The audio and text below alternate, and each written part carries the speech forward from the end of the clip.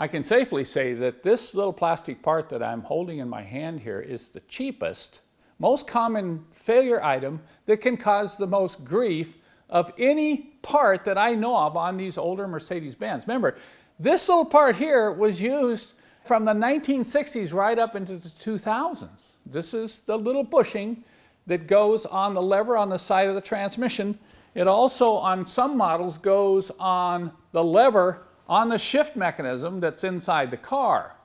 Now, when these fail, which is quite often due to age, don't complain saying, well, why does that part fail? You're talking about cars here that are 20, 30, 40, 50 years old. So this is a plastic part. I think the new replacements are made with a little bit better material. If you have an older Mercedes-Benz, this is something that you need to pay attention to. Now today, I'm just getting ready to replace the bushing in this shift lever out of a W123 chassis. And I'm looking at something and I thought, wow, I need to shoot a video here. Because many will look under the car and say, well, my shift bushing looks okay. And it may look okay when you're kind of looking up there and maybe you're just wiggling the shifter, because when these bushings fail, you'll get a lot of slop and a lot of rattle in the shifter. You'll actually hear it driving down the road. It'll be rattling. And that's a sure sign one or both of these bushings have disintegrated, leaving a lot of slop in the shift rod.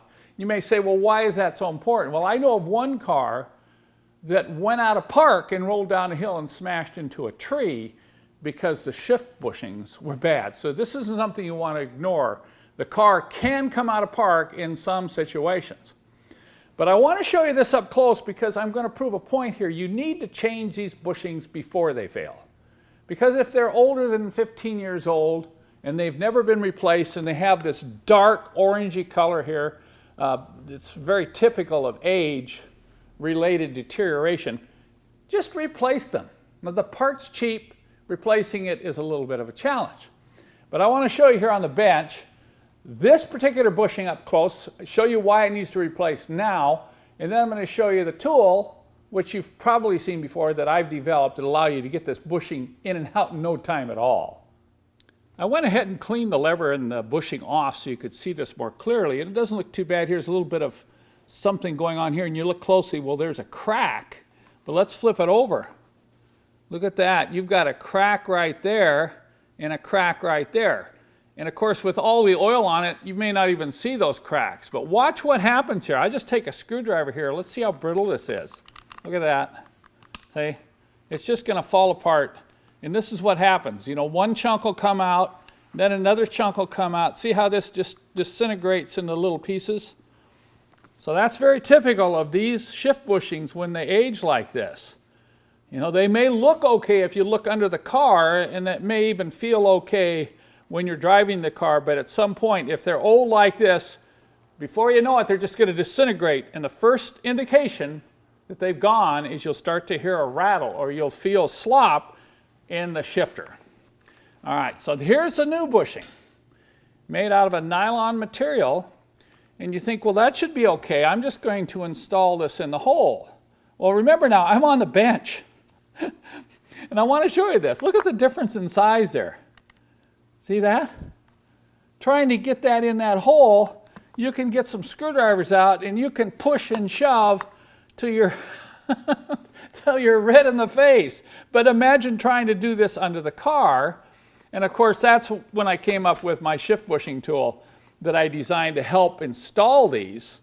Originally, we had this little press tool that you could use a nut and a bolt and a spacer, but that was really hard to use under the car also. So I want you to watch now as I install this new bushing using this tool. I'll go ahead and wipe this off a little bit and make sure it's clean. Now, one thing we've learned is that you can use a little synthetic lubricant right here on the bushing, and it will really help during installation. It just slips in with a little bit of that lubricant. You don't want to use grease on it. You want to use a synthetic base lubricant, and we provide this in the kit when we send out the tool and the bushings together.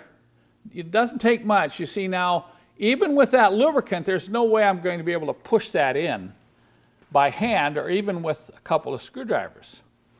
But watch closely now as I just put this bushing on the shaft of the tool, okay? Now I'm going to hold this like this. I'm going to slide this in like that. And then when I squeeze, watch closely. See how it has to compress? So you can see how much force it's taking to get this in. And when I squeeze, I'm just going to rotate a little bit like this. See that? And it popped right in. Okay, there it is. And it's really tight. Once you get this in there, it is super tight. If you try to do this without a tool like this, good luck. The other tool that we provide in the kit is this little brass clip tool, because one of the other challenges when you're trying to get the rod on and off the bushing is getting this clip on and off, because it's also up underneath the car. And so we developed this tool to come in like this. It's just got the right amount of spread. You can push it in like that and then twist it. You can see how much it's opened it up. And that'll allow you to get up under the car and slip that right on the end of the shift rod. So what I want to recommend to you and even admonish you to do is go out there, take a look at your shift bushings. If they have this old discolored look like this, replace them. Replace them now before they fail.